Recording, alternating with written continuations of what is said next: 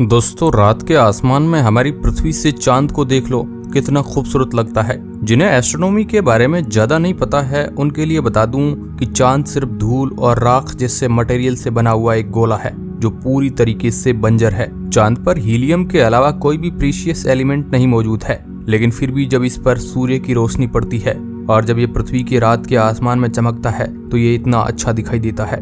क्या हो अगर हमारे सौरमंडल में एक ऐसा ही ग्रह आ जाए और हमें वह रात के आसमान में दिखाई देने लगे। ये सुनने में ही इतना ज्यादा इंटरेस्टिंग लगता है। आज की इस वीडियो में हम हाइपोथेटिकली एक ग्रह को अपने सौरमंडल में लाएंगे और ये देखेंगे कि वह हमारी पृथ्वी की ऑर्बिट में मौजूद होने पर कैसा दिखाई देगा। वह ग्रह होगा केपलर 22b। ये ग्रह वैज्ञानिकों के लिए काफी ज्यादा खास है और ऐसा क्यों है इसे हम आगे इस वीडियो में बताएंगे। ये वीडियो बहुत ही ज्यादा इंटरेस्टिंग होने वाली है, इसलिए इसके एंड तक जरूर बने रहना। मैं हूं आपका दोस्त सुरेश सांचोरी और आप देख रहे हैं रहस्य television YouTube channel. Kepler 22b एक एक्सोप्लैनेट है जो सिग्नस नाम के एक तारामंडल में मौजूद है। अगर आपको नहीं पता है तो बता दें कि सौरमंडल के बाहर जितने भी ग्रह मौजूद है उन्हें एक्सोप्लैनेट कहा जाता है। इसी तरह से सौरमंडल के बाहर मौजूद जितने भी चांद है उन्हें एक्सोमून कहा जाता है। इस प्लेनेट का नाम केपलर 22b इसलिए रखा गया क्योंकि इसे बहुत फेमस नासा के केपलर स्पेसक्राफ्ट द्वारा दिसंबर 2011 में ढूंढा गया था। तब के लिए ये एक बहुत ही बड़ी डिस्कवरी थी क्योंकि वैज्ञानिकों ने पृथ्वी से बाहर इतना ज्यादा मेल खाता हुआ ग्रह पहले नहीं देखा था। इसका अर्थ सिमिलरिटी इंडेक्स 0.86 है, जिसका मतलब ये हुआ कि ये हमारी पृथ्वी से काफी ज्यादा मेल खाता है। अर्थ सिमिलरिटी इंडेक्स यानी ESI एक ऐसा मेथड है जिसके जरिए वैज्ञानिक ये पता लगाते हैं कि एक पर्टिकुलर ग्रह पृथ्वी से कितना ज्यादा मेल खाता है। ये ग्रह हमारी पृथ्वी से 600 प्रकाश वर्ष की दूरी पर मौजूद है, जो एक बहुत ही बड़ी डिस्टेंस है। अगर आप यहाँ पर प्रकाश की रफ्तार से भी जाने की कोशिश करेंगे तो आपको 600 सालों का समय लग जाएगा। इंसानों द्वारा बनाया गया सबसे तेज चलने वाला स्पेसक्राफ्ट पार्कर सोलर प्रोब और उसकी रफ्तार 7 लाख किलोमीटर प्रति घंटा है। अगर हम इस रफ्तार से भी इस ग्रह तक जाने की कोशिश करेंगे तो हमें 8 अरब से भी ज्यादा सालों का समय लग जाएगा, जो कि बहुत लंबा समय है। आपकी जानकारी के लिए बता दूं कि हमारे सौरमंडल को बने हुए भी अभी मात्र 5 अरब साल हुए हैं। इससे आप अंदाजा लगा सकते हैं कि ये ग्रह हमसे कितना ज्यादा दूरी पर मौजूद है और ब्रह्मांड असल में कितना विशाल है। केपलर 22b हमारी पृथ्वी के मुकाबले 2.4 गुना बड़ा है और इसका द्रव्यमान हमारी पृथ्वी से 36 गुना ज्यादा है। ये एक बहुत ही विशाल प्लेनेट है जो एक सूर्य जैसे तारे का ही चक्कर लगाता है और ये जिस तारे का चक्कर लगाता है उसका नाम भी केपलर स्पेसक्राफ्ट के नाम पर ही रखा गया। इसे अपने तारे के अराउंड एक ऑर्बिट कंप्लीट करने में 290 दिनों का समय लगता है। खास बात यह है कि यह ग्रह भी अपने तारे के हैबिटेबल जोन में मौजूद है, जो जीव जंतुओं के लिए तारे के आसपास का सबसे परफेक्ट एरिया होता है। अभी भी वैज्ञानिक ये क्लियर रूप से नहीं जानते हैं कि इस ग्रह पर जीवन मौजूद हो सकता है या नहीं, लेकिन इस बात के हाई चांसेस जरूर है कि इस ग्रह का औसत तापमान भी 22 डिग्री सेल्सियस है, जो हमारी पृथ्वी से काफी ज्यादा क्लोज है। केपलर 22 एक G टाइप स्टार है और ऐसे तारों को येलो ड्वार्फ तारे भी कहा जाता है। इस तारे की रेडियस हमारे सूर्य की रेडियस की 97% है और उसका द्रव्यमान हमारे सूर्य के द्रव्यमान का 96% है। इसका मतलब ये है कि ये तारा हमारे सूर्य से थोड़ा छोटा है। सिर्फ इतना ही नहीं, इस तारे की ब्राइटनेस भी हमारे सूरज के मुकाबले 12% कम है, जो इसे सूर्य के कंपैरिजन में एक कम चमकीला तारा भी बना देती है। वैज्ञानिक ऐसा अंदाजा लगाते हैं कि इस तारे की उम्र करीब 7.5 अरब साल है और यह हमारे सूर्य से 2.5 अरब साल बड़ा है। इस तारे की वजह से ही वैज्ञानिक इसके आसपास चक्कर लगा रहे ग्रह में भी इंटरेस्टेड है।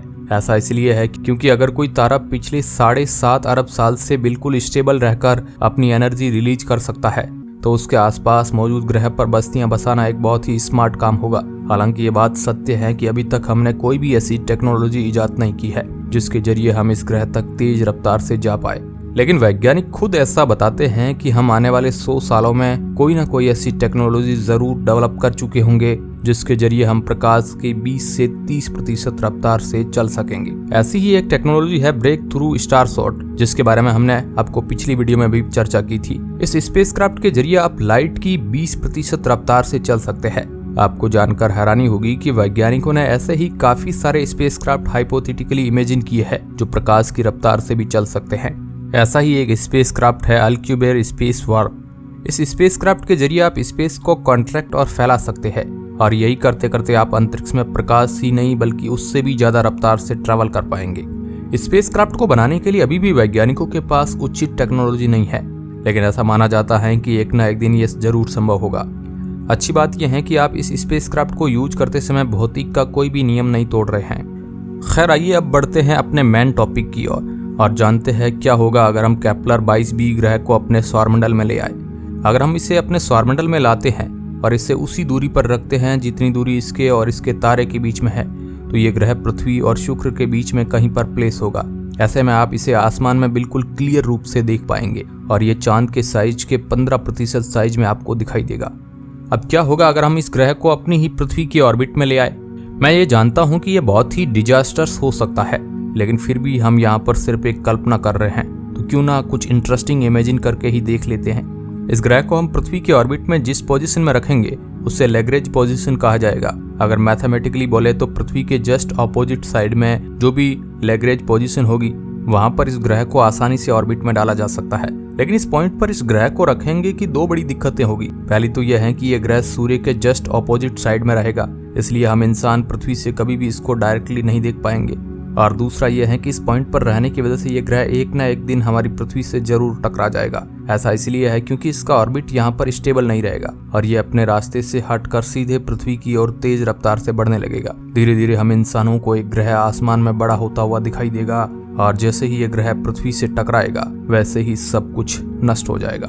पृथ्वी का सौरमंडल से नामो निशान ही मिट जाएगा और चारों तरफ सिर्फ धूल और पत्थर दिखाई देंगे। ऐसा भी हो सकता है कि कुछ करोड़ साल बाद पृथ्वी और केपलर 22b से निकला मैटर गुरुत्वाकर्षण की मदद से आपस में जुड़ जाए और एक और नए ग्रह की फॉर्मेशन कर ले। हमारे चांद की फॉर्मेशन भी कुछ ऐसे ही हुई थी। खैर हमें ये तो पता चला है कि इस पोजीशन पर केपलर 22b को रखना बिल्कुल भी सेफ नहीं है, तो आखिर कौन सी ऐसी पोजीशन है जहाँ पर यह प्लेनेट थोड़ा स्टेबल रह सकता है।